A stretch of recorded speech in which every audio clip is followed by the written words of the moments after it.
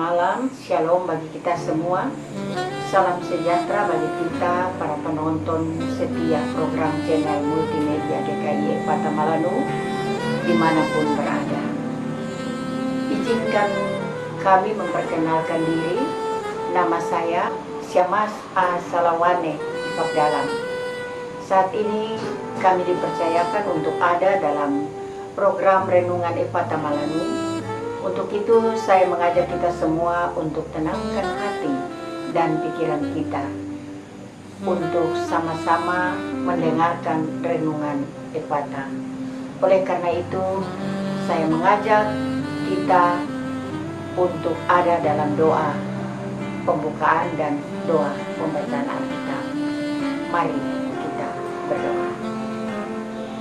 Bapa di surga, Bapa di dalam nama Tuhan kami Yesus Kristus, di saat ini Tuhan kami datang ke hadapan kekudusan-Mu.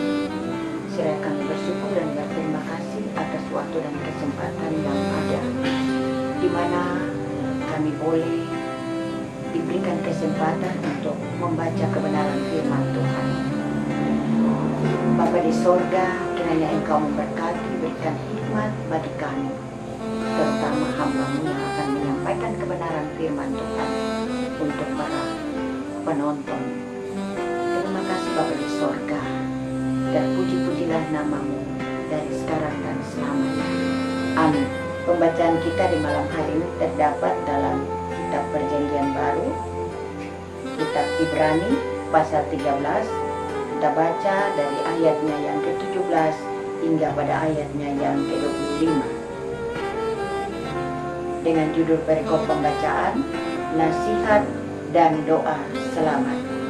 Ayat 17, taatilah pemimpin-pemimpinmu dan tunduklah kepada mereka, sebab mereka berjaga-jaga atas jiwamu, sebagai orang-orang yang harus bertanggung jawab atasnya. Dengan jalan itu, mereka akan melakukannya dengan gembira, bukan dengan keluh kesah, sebab hal itu tidak akan membawa keuntungan bagimu. Berdoalah terus untuk kami, sebab kami yakin bahwa hati nurani kami adalah baik, karena di dalam segala hal kami menginginkan suatu hidup yang baik.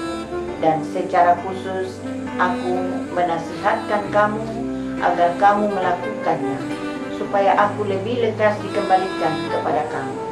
Maka Allah damai sejahtera yang oleh darah perjanjian yang kekal telah membawa kembali dari antara orang mati Gembala Agung segala domba, yaitu Yesus Tuhan kita.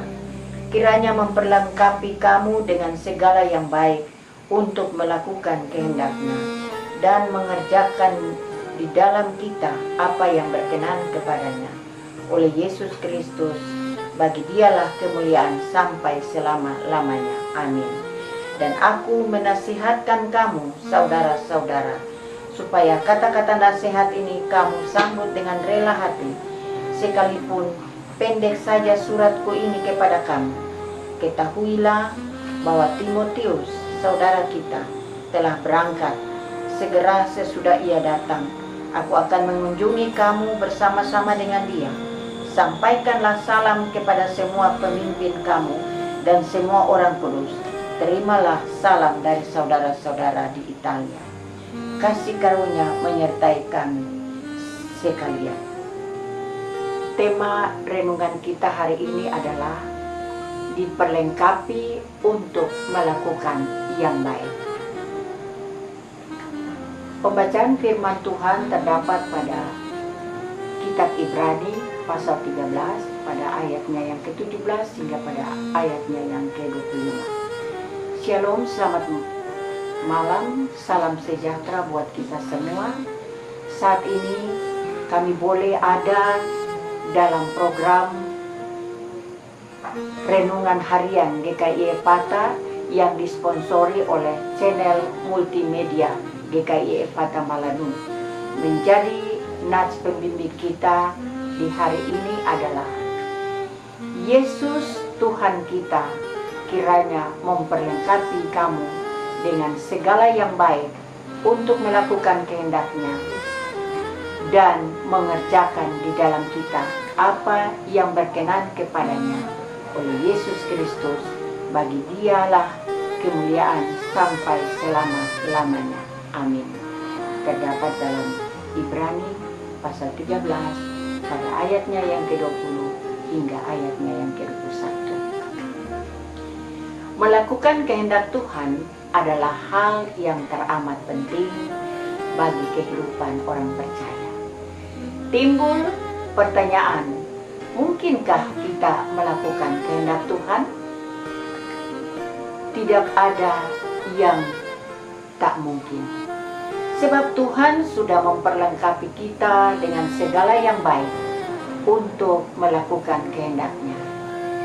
Kita tidak dapat melakukan kehendak Tuhan jika kita berdiri di atas kekuatan sendiri dan terlepas dari Kristus.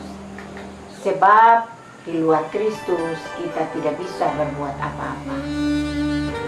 Akulah pokok anggur dan kamulah ranting-rantingnya. Barang siapa tinggal di dalam aku dan aku di dalam dia, ia berbuah banyak.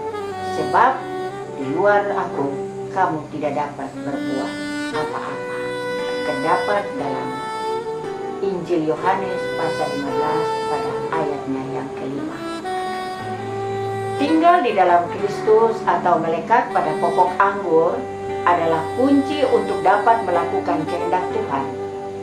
Selama kita tetap mengeraskan hati dan tidak mau melakukan kehendak Tuhan, kita tidak berguna bagi Tuhan dan rencananya, dan hidup kita takkan dapat terlaksana. Demikian juga andai kata Kristus pada waktu itu tidak mau taat melakukan kehendak Bapa, maka rencana agung Bapa untuk penebusan dan penyelamatan umat manusia takkan pernah terjadi hingga detik ini. Walaupun Kristus pada waktu itu bergumul untuk menerima cawan berisi dosa segenap umat manusia itu, tapi pada akhirnya Kristus menyerah kepada kehendak Bapa. Ya Bapakku, jikalau engkau mau, ambillah cawan ini daripadaku, tetapi bukanlah kehendakku, melainkan kehendak-Mu-lah yang terjadi. Terdapat dalam Injil Lukas pasal 22 pada ayatnya yang ke-42. Melakukan kehendak Tuhan adalah cara untuk kita dapat menyenangkan hati-Nya. Ketika Daud taat kepada kehendak Tuhan, ia pun dikenang Tuhan. Tentang Daud, Allah telah menyatakan, "Aku telah mendapatkan Daud bin Isai, seorang yang berkenan di hatiku dan yang melakukan segala kehendak-Ku." Karena ketaatan Daud, maka dari keturunannya lah, sesuai dengan yang telah dijanjikannya, Allah telah membangkitkan juru selamat bagi orang Israel, yaitu Yesus Kristus.